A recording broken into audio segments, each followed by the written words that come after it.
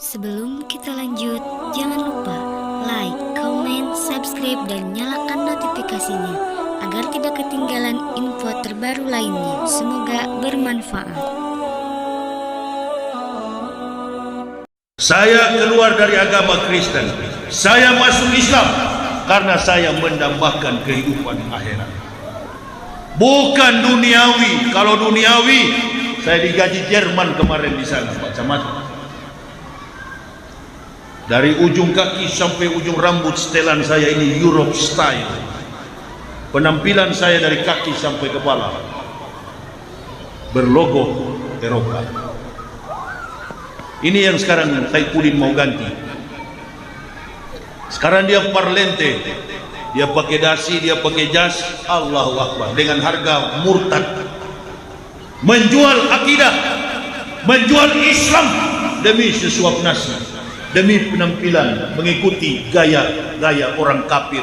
La yaghurunaka taqallubul lazina kafaru fil bilad mata'un qalil summa mawahum jahannam wa bi'sal mihad. Janganlah kamu terperdaya dengan kegiatan, dengan gaya hidup orang-orang kafir yang ada di sekitarmu. Sesungguhnya tempat kembali mereka neraka jahanam yang sangat pedih.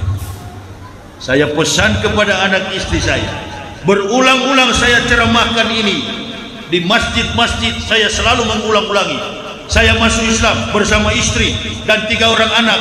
Saya katakan, hai, you dengar saya, istri, hai anak-anak saya, you dengar saya. Kalian 4 orang dengar saya. Kita sekarang sudah beragama Islam.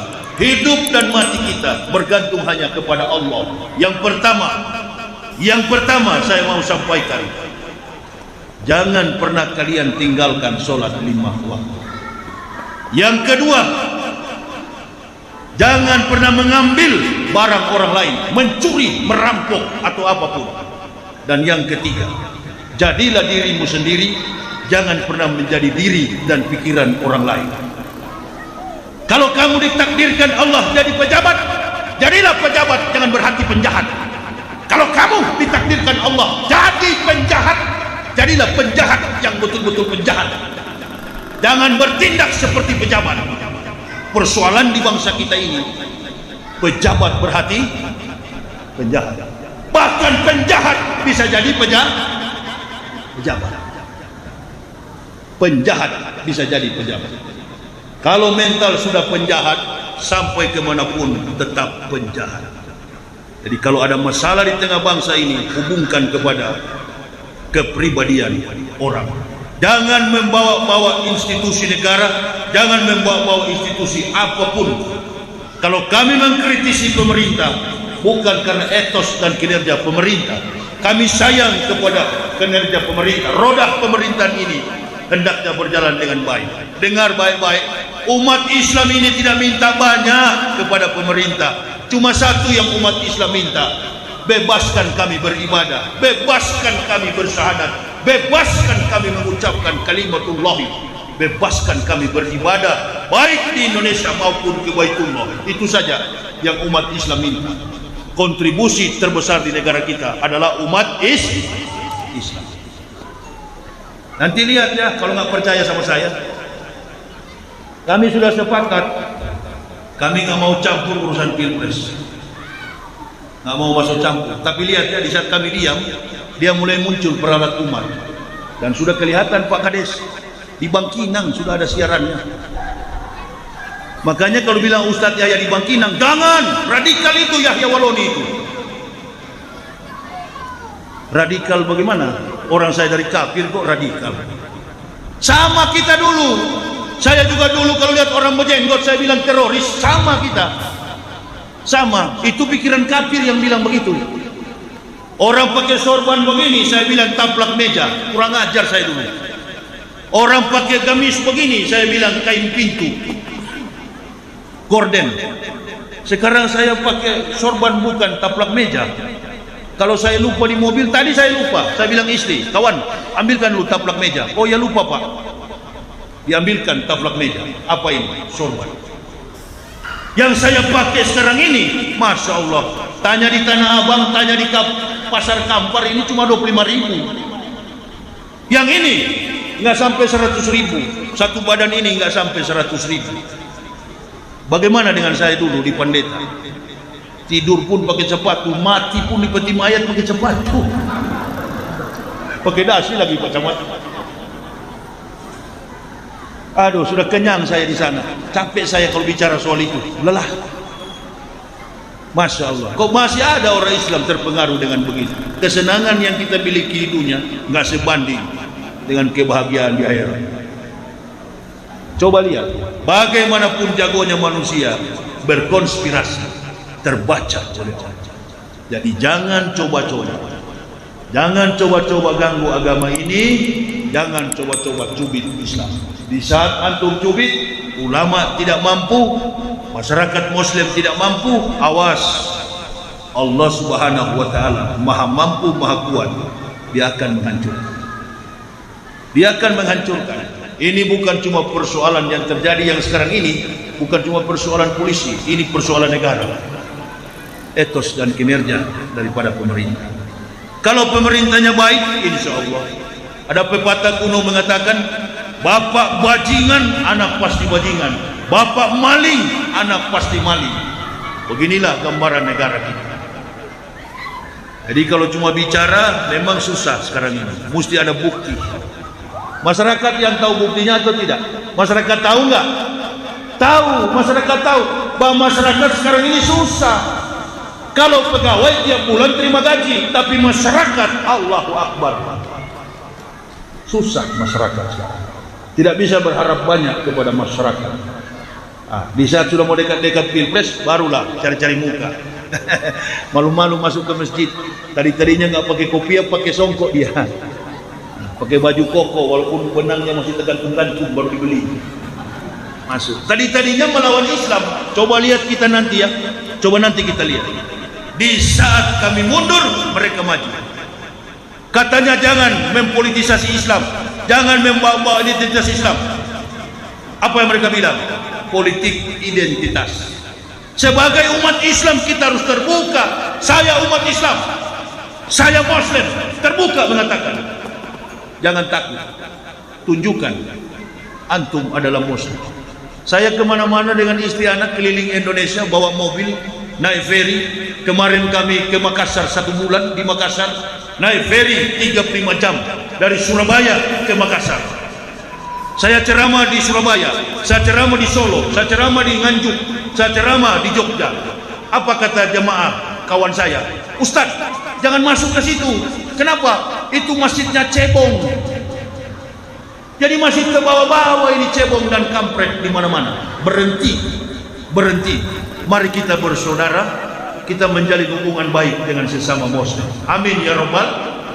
Pak Prabowo kemarin saya lihat bergandengan tangan dengan Pak Muhaimin di televisi.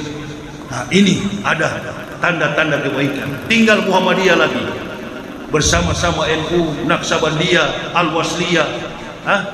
Jangan berdakwah memecah belah sesama Muslim. Kemarin saya dengar ada kakek-kakek yang ceramah itu, jenggotnya panjang sekali, warna putih. NU dollah,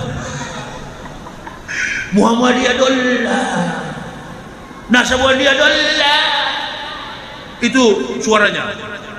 Jamaah Tabaliyah, begitu suaranya kan? Jamaah Tabaliyah dollah, begitu suaranya. Memang begitu suaranya. Saya masih terngiang-ngiang, IQ saya masih kuat. Abdul Somad itu bodoh. Innalillahi, ini doktor baru tamat. Indeks prestasi kumulatif, kemampuan beliau mudah, cerdas, mendapatkan gelar doktor bukan di Indonesia, Timur Tengah. Tamat beliau, kok dibilang bodoh. Berikut saya lihat fotonya, videonya. Mau minta maaf. Kawan, ini berhenti yang begitu. Kunut tidak kunut, kita sama-sama Islam.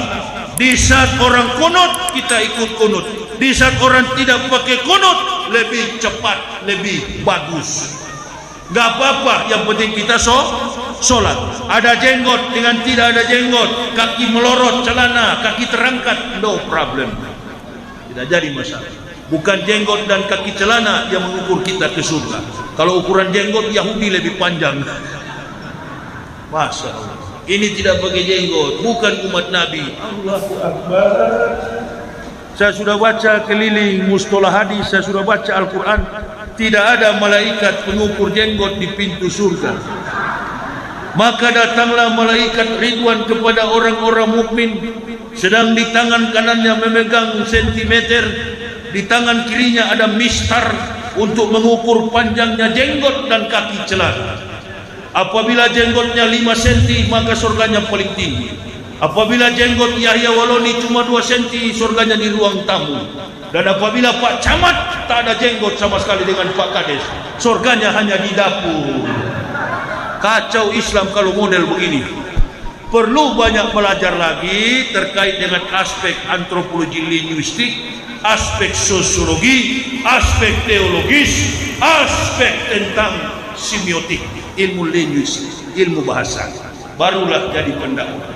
Ambo walaupun dari kafir, tapi Ambo ini waktu menjadi pendeta di Papua, di Manado, di Balikpapan, kalau saya sudah naik mimbar gereja, Allahu Akbar, orang Kristen paling suka kalau saya pidato. Bukan jemaatnya di Irian Jaya, Sorong Kepulauan, itu tanya pendeta Samuel Imbir. Pendeta, ini orang-orang pendeta besar-besar saya sebut teman-teman saya. Samuel Imbir, pendeta Andris Chu, pendeta Abraham Maudoma, semua pendeta yang saya disudahkan di dalam album ini. Makanya saya Ustaz Mansuri bilang, Esra Sorobik bilang Anda bukan rektor. Saya yang mendirikan Universitas Kristen Papua. Dari Sekolah Tinggi Teologi Calvinis jadi Universitas Kristen Papua. Kalau saya mau tanya siapa pendanang dana itu, Renel, Laurentius Renel, tuh penjalan dana. Malah mereka tahu, saya yang lebih tahu, karena saya pertama kali yang mendirikan itu. Saya tinggalkan demi Islam. Kalau memang dia jago, kenapa nggak jadi ahli kemarin sidang saya? Hakim sampai bilang begini, siapa yang ahli? Terdakwa atau kalian? Allah. Hakim sudah tahu, saya minta hukuman lama, hakim bebaskan. Apa nggak jengkel kafir kira-kira itu? Sudah kami berdoa supaya Yahya dihukum mati. Allahu Akbar, 5 bulan. 5 bulan itu pun saya sudah kelamaan di dalam. Aduh, kenapa baru bebas? Orang-orang kafir di dalam saya Islamkan. Allahu Akbar. Mungkin mereka berpikir semakin lama dia di penjara, semakin habis jemaat kita. Sudah kasih bebas aja lah. Jadi ibu bapak termasuk Pak Camat, Pak Kades, kalau dihinggapi dengan masalah mendapat persoalan hukum, bapak dan seluruh jamaah jangan pernah bantah Pak. Ketika ada orang bersaksi, betul yang mulia, betul yang mulia, insya Allah Pak Camat, Pak Kades, hukumannya 25 tahun itu. Itu Pak. Jadi jangan menyangkal Pak Camat, akui saja. Kalau ditanya, betul, insya Allah betul yang mulia. Tapi jangan pakai menangis. Jangan pakai menangis. Kalau menangis hakim sudah baca, ini bohong berarti. Gitu, ya. Apalagi manipulasi hukum. Jangan coba-coba memanipulasi hukum. Ya, polisi tidak akan melihat pengakuan Anda. Polisi akan selalu melihat bukti yang otentik. Jadi percuma kita berdalih di depan kepolisian. Dia akan melihat bukti. Apa yang antum katakan sebagai saya sebagai penceramah, polisi tidak perlu kau mengaku, kau menyangkal, nggak perlu, dia cuma periksa, dia lihat BAP, hakim percaya, jaksa percaya kepada BAP polisi. Itu dia. Makanya kita dorong polisi ini semakin hari semakin memilih orang-orang yang berkompeten. Kita kasihan institusi ini, kita sayang. Ini persoalan yang sekali menyeruak di publik. Dan kepada masyarakat umum, masyarakat yang ada di Kabupaten Kampar, Kecamatan Kuok ini, mari kita bersatu tanpa mengenal perbedaan organisasi apapun. Kali kita bergandengan tangan, berdoa, hanya 2 doa kita sekarang. Ya Allah, jadikan Indonesia ini menjadi bangsa yang baldatun, thayyibatun, wa rabbun ghafur. Yang kedua, utuslah pemimpin-pemimpin terbaik di masa yang akan datang. Terima kasih Pak Jokowi, Pak Ma'ruf atas kinerja antum. apapun yang Bapak buat, insya Allah sedikit banyaknya telah memberi manfaat bagi masyarakat Indonesia. Beliau legowo, dan saya yakin pasti Pak Jokowi bisik sama Pak Prabowo, wo apa wi ini wo ya wi. Nah, karena saya lihat pidatonya Prabowo, Pak Jokowi senang lihat Muhaimin dan Prabowo, Muhaimin dan Anies Baswedan. Saya tetap pilih Prabowo. Pasti dipanggil Pak Jokowi, oh apa wi, kedepannya sampean yang jadi presiden, bertaruh kita. Prabowo insya Allah Prabowo akan jadi presiden. Amin ya robbal alamin. Ini yang dukung yang lain pasti marah ini. Kurang ngajar nih Yahya Waloni ini. Artinya ibu bapak mau dukung siapapun silakan. Ini demokrasi. Jangan mengikuti ustadz, apalagi ustadz ini bekas kafir. Jangan ibu bapak cepat ikutilah apa yang menjadi kata hatimu. Siapapun jadi presiden, yang penting adil dan bijaksana. Yang paling penting jujur dan jujur. Kalau sudah itu yang dipegang, Indonesia akan menjadi baik. Jadi saya kira ini yang bisa saya sampaikan, saya simpulkan mengenai biodata saya terkait dengan foto-foto ini. Saya kebetulan di penjara juga menulis buku yang berjudul Munafik. Buku yang pertama, Kebenaran Islam Menurut Mantan Pendeta. Dari kedua buku ini saya sudah menulis 21 judul buku, dan dua judul yang saya bawa sekarang silakan bagi ibu bapak yang berminat untuk memilikinya, ada di mobil saya, ambil saja tapi bayar. Itulah yang membantu pelaksanaan dakwah kami di lapangan. Kami tidak pernah meminta kepada panitia, tapi kalau sudah disiapkan apa boleh buat. Ya Pak Kades ya. Jadi kami tidak ada event organizer, kami berdakwah sesuai dengan keikhlasan di hadapan Allah. Ada buku saya, silakan ibu bapak nanti bisa memilikinya, dan biodata saya lengkap di dalam buku itu, daripada ibu bapak cuma mendengar omongan kafir yang tidak berguna. Karena orang kafir nggak punya bukti seperti saya begini, dia cuma ngaku-ngaku bekas ustadz dari mana? Taifudin itu, ustadz dari mana? Di Muhammadiyah orang-orang pintar semua. Ente goblok, tiap kuliah nggak pernah lulus bahasa Arab.